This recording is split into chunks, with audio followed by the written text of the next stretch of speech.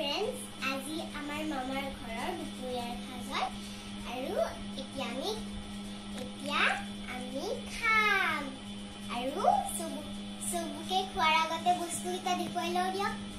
এইটো হ'ল মাটিমাহৰ দাইল, এইটো হ'ল লাও আলু পিটিকা আৰু এই বৰা ভাজা, এইটো সৰু আলু ভাজা আৰু এইটো মছলা ভাজা আৰু এইটো মুগ বটা, এয়া হ'ল আমৰ টক।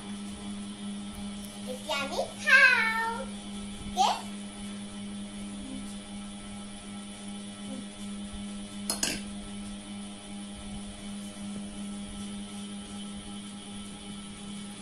আলু ভাজি, বৰা মছলা, এই বটা,